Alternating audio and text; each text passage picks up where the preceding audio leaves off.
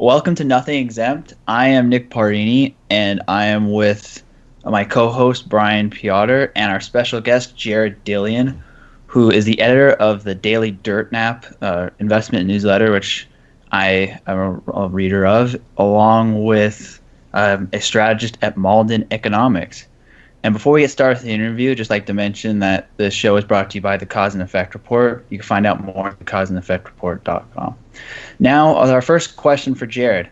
What are your thoughts on the current market sentiment overall towards stocks in the U.S., which remains quite bullish despite a lot of the tensions going on in macro land?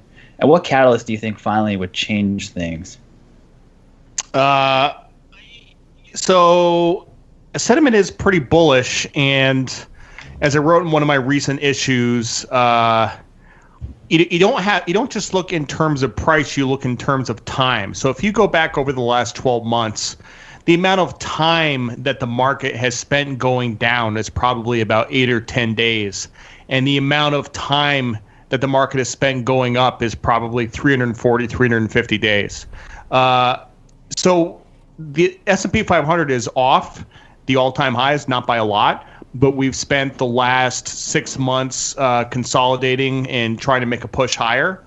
So we're not making higher highs yet, but really it's kind of like a football game. If you think about it, the time of possession for the Bulls has been about 58 minutes, and the time of possession for the Bears has been about 2 minutes.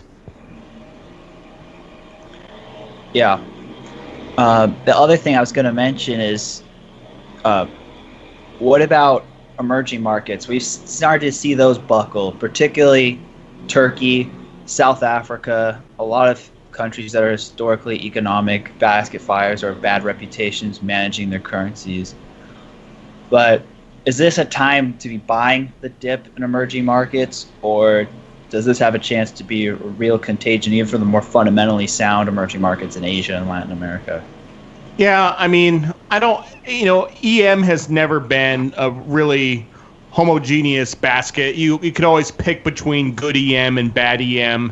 And, what we've seen with Argentina and Turkey and South Africa and a few others, a lot of these problems were overlooked for years because capital kept flowing into EM broadly. And, what you've seen is a pretty good run by the dollar. A little bit of balance sheet tapering by the Fed, a couple years of rate hikes now, and I think what you're finally starting to see is this bite into EM. And I'm not an EM bear, but honestly, I think that this turbulence in EM is probably going to continue as long as we have this strong dollar trend, which I do think is going to continue unless we get some kind of new information out of Jay Powell at Jackson Hole, which is coming up here in a couple of weeks. And following up on the emerging markets, is there a chance that a domino effect could outstrip the ability of the IMF to bail out different countries? And do you think that could cause a dollar squeeze, or do you think that outcome is extremely unlikely? I think it's pretty unlikely. If you look in the case of, Turkey alone is pretty big for the IMF to handle. But I don't, a lot of people are talking about contagion, and a lot of people are comparing this with 1997. I think it's a little bit different. There hasn't been the hot money flowing into Turkey like you had in the Asian Tigers in 1997, where that flow just suddenly reversed. So I think it's a little bit of a different scenario. Yeah, and then my other question is just more niche, is that both you and I have a background in the options market. And the option markets have a lot of potential for a lot of asymmetric trade ideas, just both in terms of direction and in terms of volatility. And really the question is, why is the interest in options markets, especially among the institutional community, so niche compared to other asset classes? Are you talking about in equities? Are you talking about options in equities? Yeah, equity derivatives. Gosh, that's a good question. I never really thought about that before. I mean, look, like vol is kind of different from asset class to asset class. Like, in FX land, generally you're dealing with underlyings that are in single-digit vols and aren't terribly exciting if you want to do plain vanilla puts and calls. So really, it's exotics that sort of dominate FX. It's just a different market. Equities, what you have is everything's outside of the structured stuff, everything is pretty much plain vanilla. It trades millions of contracts a day. There's lots of retail participation, and then you have the whole higher order VIX complex, which other asset classes don't have. So I think it's just kind of different as you go from asset class to asset class. And quite frankly, like, if you went back to the 80s or 90s, people love to trade futures on tens and bonds, options futures, but nobody even talks about that anymore. Nobody cares outside of big institutional players. Is there some level to that end that complexity reduces demand? The more complex the financial product, the less retail investors, the less entry level, poorly educated traders. Like the higher up you go in complexity, the less demand there might be for that financial product. Do you think that might have something to do with it? I think so, except, what you saw with the VIX stuff was actually sort of counterintuitive. Everybody, I mean, look, not saying that every retail trader in the world understands VIX and understands the derivatives on VIX, but for some reason, VIX was like a special case. Like the complexity actually served to attract people rather than turn them away. And of course, the the leveraged ETNs, the inverse VIX products were, some of the most complex financial products imaginable. I mean, this is something that was delivering leveraged volatility. So you had the beta slippage as the underlying was rebalanced. You had credit risk. You had counterparty risk. You had, you had swaps. It was one of the most complex financial instruments imaginable, and it was like flypaper for speculators. So I don't know. That phenomenon I've actually never seen before. I think complexity usually does result in less participation, but it didn't in that particular case. Yeah, it seems just with equity options in general, you see a lot more retail people trading them than institutional people trading them, at least not in terms of maybe size, but in terms of the amount of different positions.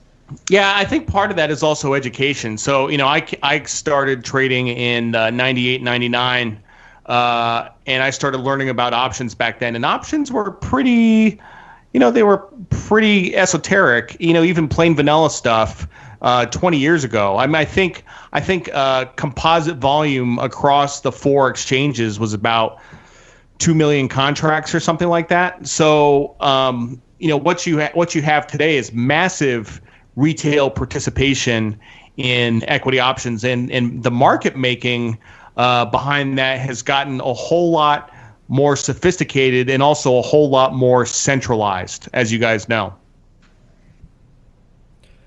Yeah, and moving into a more popular topic and away from options is as we've seen the market cap of all the cryptos go down, we've seen the market share of Bitcoin trend up. Do you think that's a bullish case or a bearish case for Bitcoin, just that fact alone? I don't think it's either. Really, that's just a function of, a lot of the altcoins a lot of them were just garbage, and most of them are going to go to zero. Bitcoin's market share is going to increase naturally. I'm a Bitcoin bear. I think we're going to break through 6,000 here, and I think we'll probably trade to about 3,000 in the near term. As I've written about before in my newsletter, I think that the coins like Bitcoin and Ether and stuff like that aren't backed by anything. Bitcoin is the one that's a medium of an exchange, and to a lesser extent Ether, but it's really going to be security tokens, I think, that are the future. putting securities like stocks and bonds on the blockchain.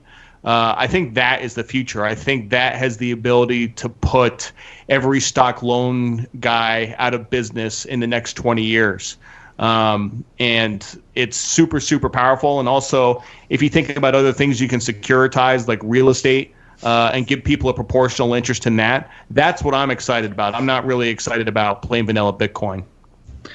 Yeah, I have to agree with you, Jared. I think that really the future of blockchain is exchanging collateralized instruments, eliminating professions such as title reps, and the processing part of settlements for stocks and other asset classes. But then my question with crypto and a lot of these is, has the desire, I mean, I wasn't trading, the only thing I was trading in the tech bubble was Pokemon cards. I was a little too young to participate in that market. But how does like the speculative fever of things like crypto, or to a lesser extent private equity or cannabis investments, I've seen a lot of people around my age group who are quitting their high-paying jobs in finance or corporate America to work at these cannabis and blockchain, bit crypto-oriented startups. And it seems just like there's this sense to believe in something, even if there's really no sort of basis for it. I mean, what are your thoughts? How is the speculative fervor towards some of these esoteric assets compared to what happened to tech stocks 20 years ago? I think it's pretty similar. Actually, I think this, the speculative frenzy actually peaked back in January with Bitcoin and cannabis and all that stuff. I think actually we're making lower highs in speculation right now. So I think this is sort of the divergence, and possibly we're forming the top right now as we speak. At least that's my thought. But one of the things I try to focus on is making money in a sustainable way. And sustainability is a word that people usually associate with the environment. But I actually use sustainability in concert with investing. And when I say you want to invest in things that are sustainable, I mean basically what I'm saying is you want to get rich slow. You want to have slow and steady, sustainable returns over time, 6 to 10%, and identifying trends that are going to last decades, not just a year or two. And cannabis in particular, I think it's one of these asset classes that is going to fall into this category of an asset class like Pokemon cards or Beanie Babies that has a rush of overinvestment that propels it to incredible highs, and then a bear market after that. So I think you're going to see a peak in cannabis and blockchain and stuff like that in this year or next year, and then a pretty bad bear market, even though the underlying business may in fact be pretty sustainable. I think that the idea that cannabis can be accepted and legalized throughout the country, and that it can be a big multi-billion-dollar business, I think that's a real idea. But I don't think that the stock market is going to behave that way. So I try to avoid those things when I invest because I'm not really good at timing when to get out and sort of trading. Even though I was a trader for 20 years, I don't really like being a trader. I don't enjoy it. So I'd rather just put my money someplace and just watch it grow slowly. And speaking of the old model of investing that my parents' generation used, where you just bought a house, paid it off, and retired. For the people listening, I feel like most of our audience is in their 20s and reasonably well employed. What's the model that they should be looking at when the I'd say the average person thinks of investing for retirement? They buy a house and they have a 401k and they plan on someday retiring. Well, what should someone in their 20s working at Ford or some middle America job do in terms of investing and planning for their future? Well, I think that in one respect, young people are very risk averse. I think you guys could probably agree with that. But I think in another respect, they're incredibly risk-seeking with respect to the blockchain and the cannabis and stuff like that. So they're very barbell. And in some respects, there's insane risk aversion, and in some respects, there's insane risk-seeking. And I think that the best approach is to do something sustainable and really think of your asset allocation. You want to achieve really a stable asset allocation that you can have for years. And in your 20s, you should have more equities. You should also have real estate, and you should also have bonds. And you should try to achieve some kind of stable asset allocation. And, with regard to the real estate piece, that means owning a house that you didn't overpay for and paying down the mortgage over time. I mean, even on a 30-year fixed or a 15-year fixed, most people should be able to pay off that mortgage within about 5 to 7 years, if they save, and that's a guaranteed 4.5% return, which doesn't sound very sexy, but that's how you do it slow. So those are my thoughts on that. So you're talking about these multi-decade trends. What are some multi-decade trends in markets that you find particularly enticing? Well, one thing that I'm really excited about right now is value, and value has been out of favor for 10 years. The idea that you would buy cheap stocks and watch them return to fair value, that hasn't worked for a long time, but I think it's going to work imminently. And I think when it does work, it's something that's going to be very profitable for years to come. And just going back in history, you guys talked about the tech bubble. There was a really big growth value disconnect back then during the tech bubble, to the point where people didn't even really call it growth and value anymore. They called it new economy and old economy. So either you were investing in new economy stuff or old economy stuff. And old economy was like GE, and new economy was Inktomi, right? And so what you found was that it was those two, growth and value, were almost perfectly negatively correlated. And on some days, the Dow would be up 200 or 300 points, and the NASDAQ would be down. And then it would reverse. The next day, the NASDAQ would be up, and the Dow would be down. And it was hell for the program traders trying to do risk programs on this. But the point is that if you bought value in the middle of the tech bubble, not only did you not lose money, you had healthy returns going all the way to about 2004, 2005. And it was extremely defensive. So I have a feeling that, value is not as cheap today as it was in 1999, but I have a feeling that that's going to be a pretty good place to hide over the next 5 to 10 years. And what areas actually constitute value right now? What areas are not overvalued? Well, unfortunately, everything is a little bit, tech is wildly overvalued, but even value stuff is a little bit overvalued. Before you had consumer staple stocks, this is in 1999, you had staple stocks that were trading at 6, 7, 8 times earnings. Now these stocks are trading 16, 17, 18 times earnings. So they're not as cheap as they were 10 years ago, but they're still cheaper, and I think they're going to be a good place to hide out. And then the other thing is, with a sustainable investing, how does short selling fit into that? Because it seems like, as somebody who does trade both sides of the market, it seems like you can't just sit and forget a short. You need to be a lot more active and vigilant. Short selling is hard. I don't recommend that a lot of people do it, except as an educational experience. I think that,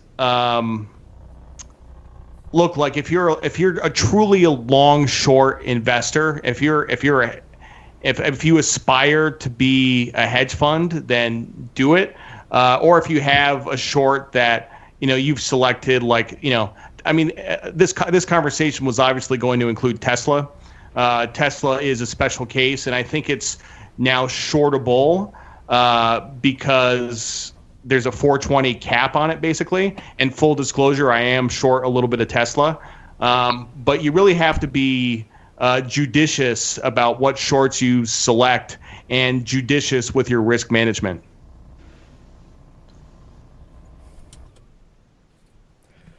Yeah, so Ryan, did you say something? Sorry, I had a vibration randomly show up over here.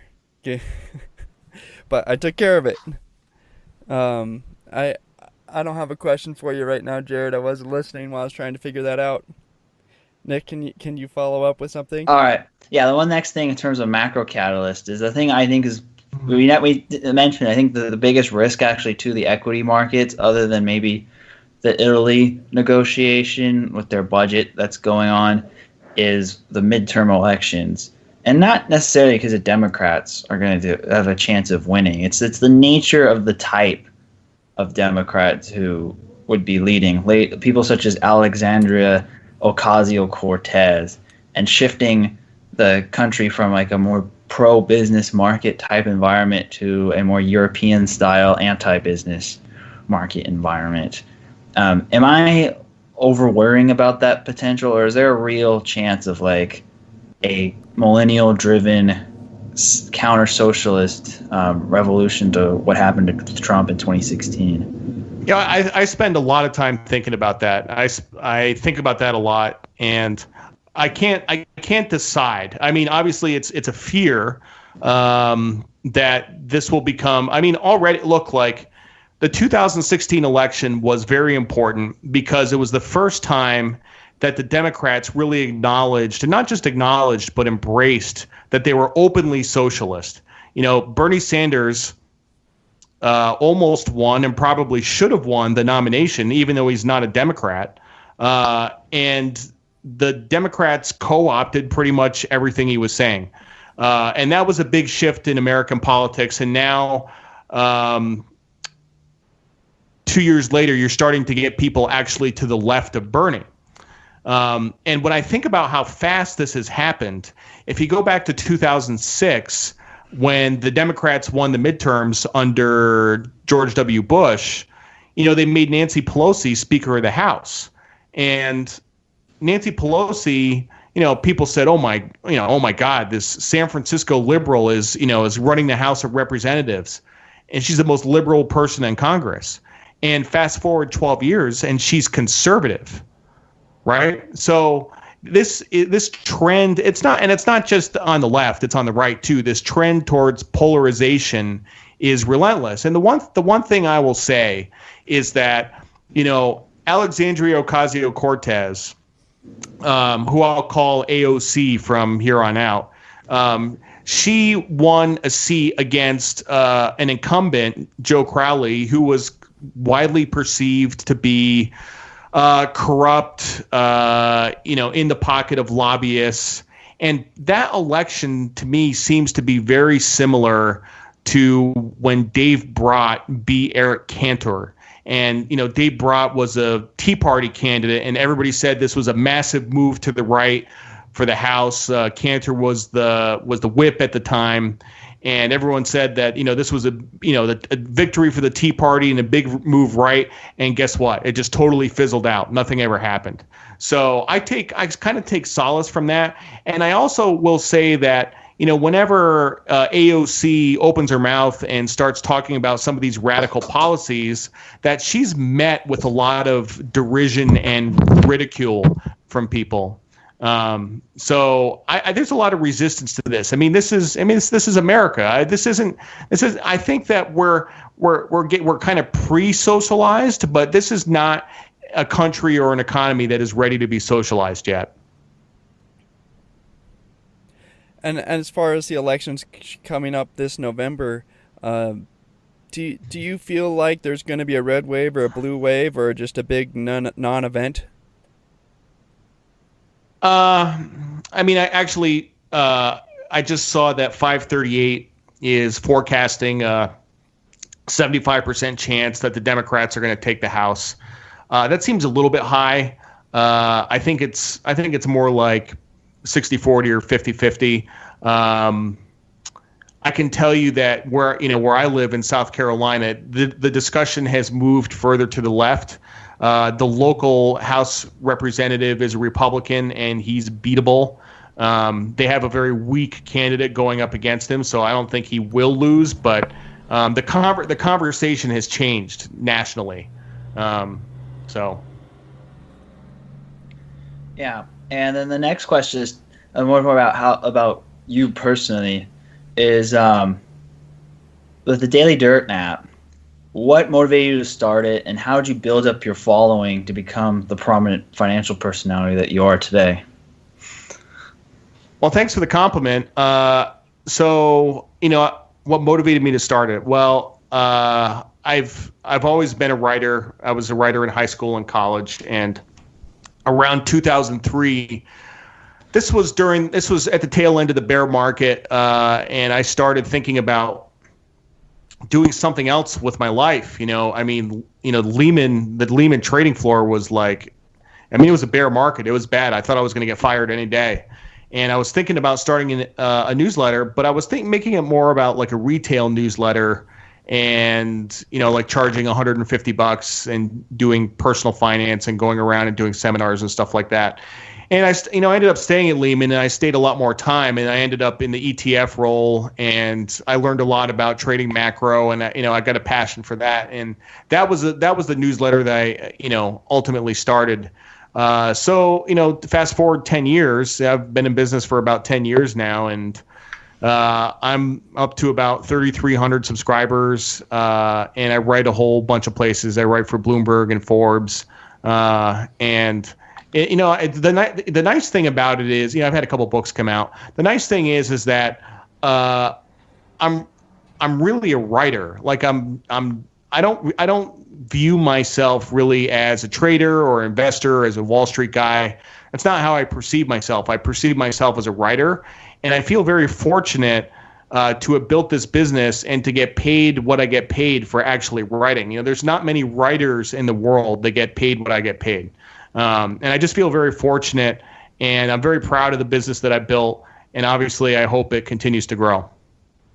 And since you describe yourself as a writer, I've been doing quite a bit of writing in my career at school, and I've always had a problem, and I know Nick writes a lot too,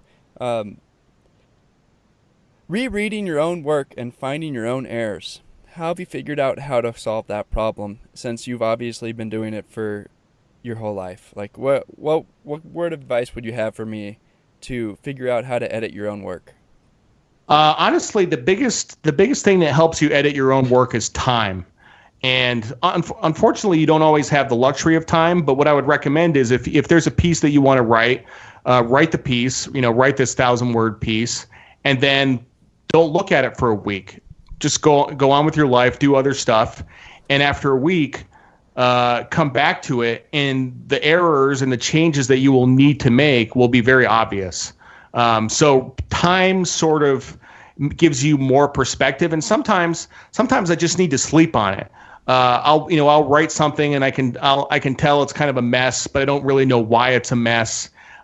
So I put it away, and I go to bed, and I wake up the next morning, and then it's obvious. So time is what does it for me.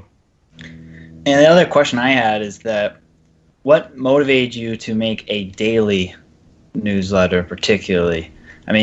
I write a weekly one, and that seems like pretty frequent updates. You put out a lot of content on a very frequent basis. Do you ever run out of things to talk about, or do you find yourself repeating yourself? Like I know the markets are luxuries, that things are always changing, so unlike maybe some other industries that you do have to kind of more repeat yourself. But why did you decide the daily pace, and what are the challenges that you face doing that? A couple things. I think, having a daily piece is good for business. I think, just from a business standpoint, being in somebody's inbox on a daily basis so that you're constantly at the front of their mind, I think that helps with subscription renewals. In terms of having something interesting to say every day, I don't always have something interesting to say, especially, like it is now in the middle of August. And Turkey's blowing up, but aside from that, there's really nothing going on. So sometimes it's a little bit of a grind, but usually what I fall back on is my more philosophical or sentiment pieces, which I think, the Daily Dirtnap ultimately is a newsletter that helps you think about thinking. It helps you think about your own thought process. So it's not necessarily news in the traditional definition of news where, okay, we're going to talk about what's going on in Turkey. We're going to talk about Tesla. We're going to talk about this. Like, I think other people do that better than me. I think what I do better than other people is helping people examine their own thought process objectively and to help be better thinkers about the market. Okay. I know that you have a speed round on your show, and I was wondering if you'd like to do a speed round with us. I would love to do a speed round. Love to do a speed round. Yes. Okay, and for those of you who haven't listened to his podcast, these are going to be out of the box random questions, as to the best of my ability, and Nick's. Nick, would you like to switch off with me so that we have a chance to go quickly? Yeah, sure. You start first. Okay, Jared. NASCAR or Formula One, and why? NASCAR, because of the clientele. What's Florida or California for states to visit or live? I'd say it's, if you're talking about Miami or Manhattan Beach, I'd say it's a tie. And since I live on the East Coast, I think I'll go with Florida and Miami. Okay, if you were going to pick out the rest of the foursome, what three people, alive or dead, would you want to put in with you? What, for like a band or something? Oh, for golf. Oh, for golf. 4 people, alive or dead. Stan Druckenmiller. Gosh. I'm totally drawing a blank. Madeline Stowe and Just Bill Weld. Bill Weld. How's that? Bill Weld. Okay, there you go. What's your favorite board game? I play a variant of backgammon pretty much almost every day. So backgammon is backgammon. I play a variation called AC-Deucey, which is what they played in the Navy years ago, and it's a little bit more of an exciting version of backgammon. And I've played probably tens of thousands of games in my lifetime, so I play all the time. Okay, last question. What's Trump's IQ?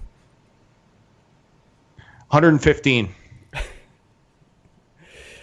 Okay, that'll do it for the speed round. Nick, you got anything else for us?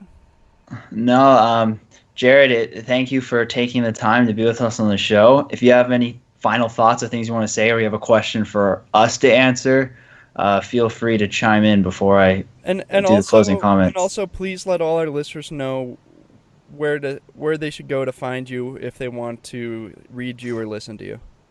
Yeah, I mean, if you're interested in the Daily Dirtnap, go to www.dailydirtnap.com. I have some other stuff on MauldinEconomics.com. All my 10th man issues you can find there.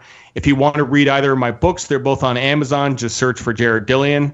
And yeah, that's pretty much it. Just reach out if you want to talk.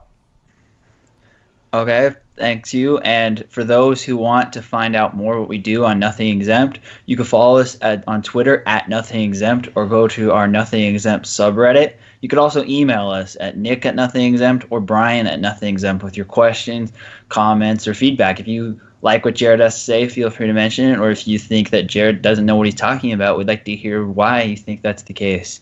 So, that concludes our show, and thank you for listening.